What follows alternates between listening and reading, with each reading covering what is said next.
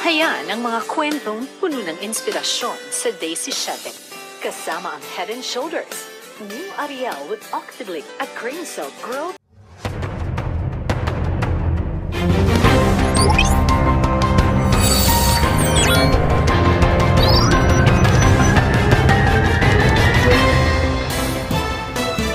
Today on Vira's Patrol. Ramos wins 1992 presidency amid the Bawas controversy. Flor Contemplacion case sparks national outrage and diplomatic crisis. 1995 rice crisis exposes food security challenges under Ramos administration. Irma charter change push sparks massive people's protests.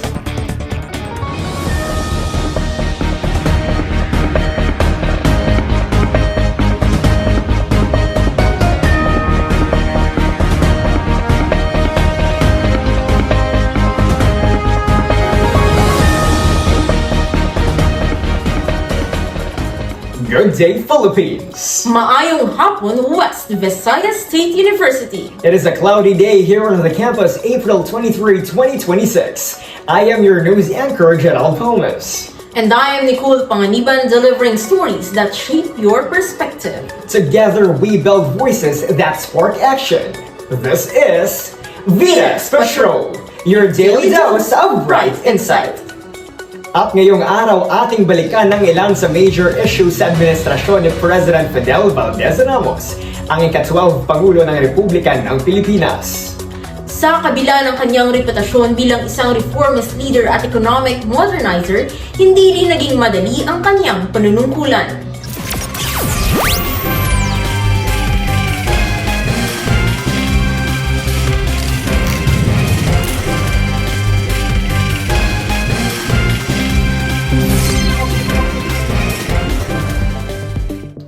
Noong May 11, 1992 presidential elections, nanalo si Fidel V. Ramos laban kay Miriam Defensor Santiago sa napakanipis na margin. Ayon sa official COMELEC results, si Ramos ay nakakuha ng 5.3 milyong boto o katumbas ng 23.6%. Samantala, 4.4 milyong boto naman ang nakamit ni Santiago na may katumbas na 19.7%. Bagamat lamang ng higit 800,000 votes, itinuring ito ng ilang analysts bilang isang mahina ngunit valid mandate dahil 23% lamang ang kanyang total vote share. Dagdag pa rito, lumitaw ang alegasyon ng dagdag bawas electoral fraud na naging dahilan ng election protest ni Miriam Santiago. Gayunpaman, parehong kandidato ay nakita ng publiko bilang simbolo ng paglaban sa corruption at rejection sa traditional politics. Broadcasting truth in every ray, this is Gerald Gomez for Vira's Patrol. Meanwhile, ang execution ni Flor Contemplacion noong 1995 ay nagdulot ng malawakang protesta at tensyon sa pagitan ng Pilipinas at Singapore. Nicole, tell us more. Noong March 18, 1995, nagbigay ng tribute si President Ramos kay Flor Contemplacion, isang overseas Filipino worker na binitay sa Singapore matapos mahatulang guilty sa murder case. Sinabi ng Pangulo, ang kanyang kamatayan ay magsisilbing inspirasyon upang ipaglaban ang dignidad ng migrant workers. Subalit noong March 25, 1995, lumala ang diplomatic tension sa pagitan ng Pilipinas at Singapore matapos ang malawakang protesta sa Maynila. Nag-alok ang administrasyon ng libreng repatriation sa mahigit 75,000 Filipino domestic workers sa Singapore at pansamantalang pinagbawal ang deployment ng OFWs. Nag-withdraw din ang Pilipinas ng ambassador sa Singapore bilang protesta. For Vira's Patrol, this is Nicole Panganiban, broadcasting truth in every ray. For our third news, sa gitna ng economic modernization campaign ng administrasyon, isang matinding rice shortage ang tumama sa bansa noong 1995. Gerald, fill us in. Noong August 1995, hinarap ng administrasyon ni Ramos ang isang malubhang rice shortage crisis dulot ng kombinasyon ng severe drought at mismanagement ng National Food Authority. Dahil dito tumaas ang presyo ng bigas, nagkaroon ng rice lines at kinailangan ng emergency rice importation. Ang krisis na ito ay naging malaking political setback dahil nangyari ito habang ipinopromote ng administrasyon ang Pilipinas bilang isang tiger economy.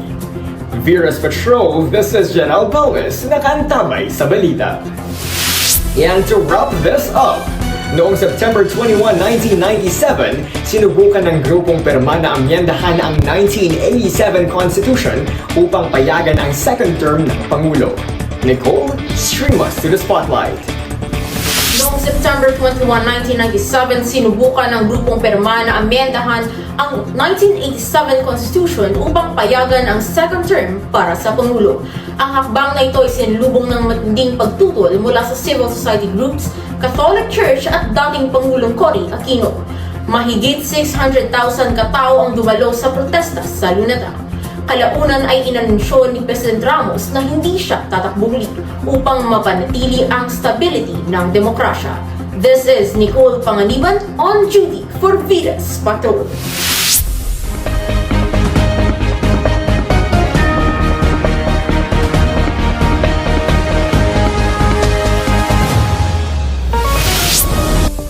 Sa kabila ng mga hamong ito, hindi maikakaila ang kontribusyon ni Ramos sa modernization ng bansa. Para mas makilala ng lubusan, abangan ang mga susunod na palabas pagkatapos ng Viras Patrol. And that wraps up our program for today. Once again, I'm Nicole Yu Panganiban. And I am Gerald Volves, your daily dose of bright insight.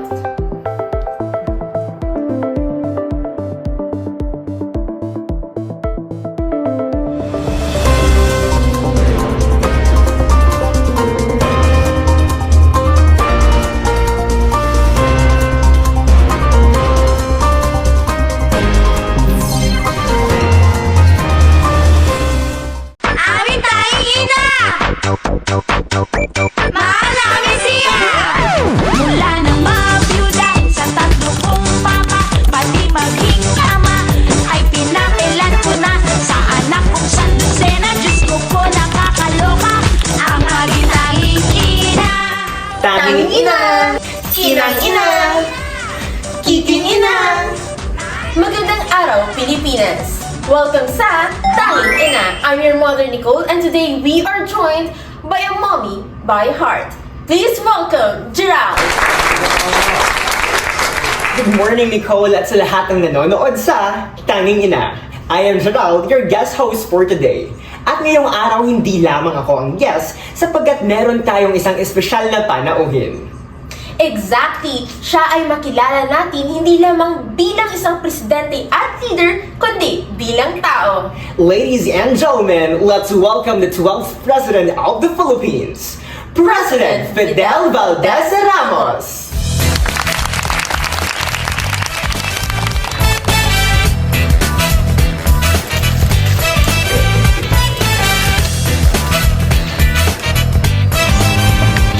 Sir, maaari niyo po bang ibahagi ang inyong early life? Ako ay pinanganak noong March 18, 1928 sa Lingayen, Pangasinan.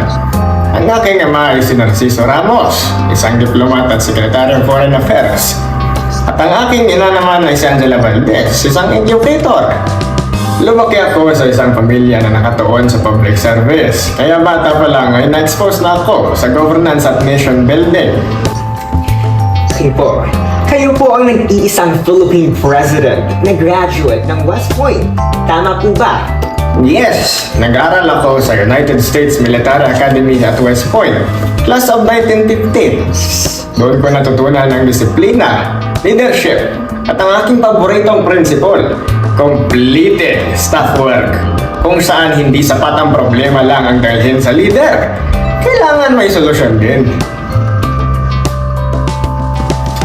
Sir, napakahaba naman ng iyong military career. Tama, naglingkod ako sa Korean War bilang platoon leader ng PEFTOC at naging bahagi rin ng Philippine Civic Action Group sa Vietnam War. Kahanga-hanga po, nakalaunan kayo ay naging commander ng Philippine Constabulary, AFP Chief of Staff at Secretary of National Defense. Isa rin po kayong simbolo ng 1986 People Power Revolution. Noong February 24, 1986, kasama si Juan Ponce Enrile, nag-withdraw kami ng support kay President Marcos. Yes, sir. At ang tinatawag nilang victory jump sa Camp Crame ay naging simbolo ng pagbabalik ng demokrasya.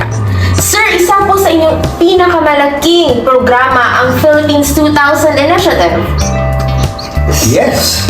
Noong January 21, 1993, inilunsad namin ang Philippines 2000 upang gawing newly industrializing country ang Pilipinas bago matapos ang dekada.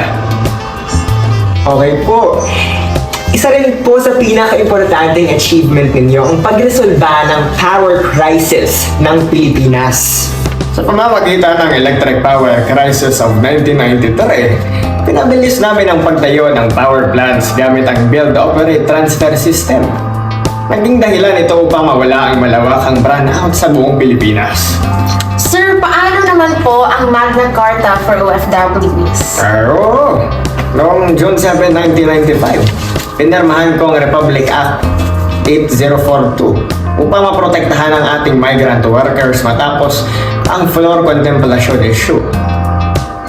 Matatanda ang binitay si Flor sa... Dagdag pa riyan po, isa rin pong historic ang peace agreement ninyo sa Mindanao with the MNLF. Noong September 2, 1996 naman, nilagdaan namin ang final peace agreement sa Moro National Liberation Front o mas kilala natin bilang MNLF. Yes po, natapos nito ang 24-year armed conflict at naging dahilan upang makatanggap tayo ng UNESCO Peace Prize noong 1997. And for the last question po, sir, hosting the 1996 APEC Summit was also historic. Yes, ipinakita nito na kaya natin gawing economic hub ang Pilipinas. Ang dating US Naval Base sa Subic ang nagpatibay sa image ng Pilipinas bilang emerging tiger economy. And now we're gonna do Fast Talk with President Ramos. So sir, ready na po ba kayo for our Fast Talk? Okay, so for our first question, discipline or charisma? Military or engineering? West Point or Malacanang? West Point. Peace talks or combat strategy? Peace talks. Cigar or coffee?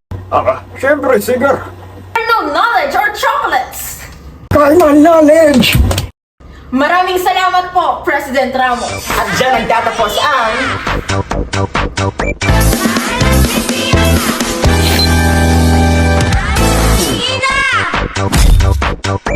Mahal namin siya! Gusto mo rin ako, yeah, eyes can't lie. Halata ka sa mata, paborito mong style. Sa balikat yung paa. Ito ang... Kulitang ina. Tayo ngayon ay magchichika tungkol sa kay President Fidel Valdez Ramos. Ma'am, alam mo ba ang dami kong bagong chika tungkol kay President Fidel Valdez Ramos? I-spill mo na yan, mommy. Unang chika, pinsan niya, si Ferdinand Marcos Sr. Ay, talaga ba? Imagine mo yun, magkaanak, pero iba ang papel noong EDSA People Power Revolution. Exactly, kasi si Ramos pa nga yung unang tumalikod sa Marcos administration noong 1986. Powerful. Grabe.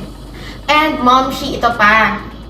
Siya lang ang nag-iisang Philippine President na graduate ng West Point. Kaya palang disiplina na pang military hanggang Malacanang. Parang si Papa ko lang. Hindi, pero very completed staff work ang PEG. Hindi pwede ang problema lang. Dapat may solusyon din. Ma'am, Shi, alam mo ba? Yung sikat na victory jump sa Camp Crame ng People Tower. Oh my God. At ang dinig ko, every anniversary ay ginagawa niya. Even at his senior year. Exactly, fitness goals talaga si President. Mom Shi, at ito ang pinaka-iconic, yung cigar niya. Pero alam mo ba, yung cigar na yun, hindi niya daw sinisindihan. Ay, talaga? Sinaunang performance. Exactly! Parang props lang, pampakalma, to be cool and steady lang daw. At ito pa, Ma'am Shi, historical. Siya ang first Protestant president sa isang mostly Catholic country. Wow! Ay, grabe, Mom Shi. Pero despite that, sinabi rin niya na nagsisilbi siya sa lahat ng Filipino regardless of faith. Very inclusive. Exactly, very inclusive. And alam mo ba, Kahit after his presidency, hindi siya nagpahinga. Oo, kasi nagsulat siya ng 30 plus books. Wow! Hindi talaga nagpahinga. Productive talaga ang ating former president. At ang pinaka-final na chika, kahit 90 years old, nagte-treadmill. Akalain mo yun? Ay, grabe, Momshi! Path Fit Uno! Exactly. Mabuti yung President Fatfit Uno. Kaya. Kaya Mamshi, masasabi natin na hindi lang siya basta presidente. Isa siyang sundalo, reformer, peace builder, at nation builder ng modern Philippines. At higit sa lahat, Isang leader na may kwento. at may kwenta sa kasaysayan ng Pilipinas. Ako ang inyong makulit na mommy, Mima Rufa. At ako naman si Mima Sor. At ito ang Kulitang Ina!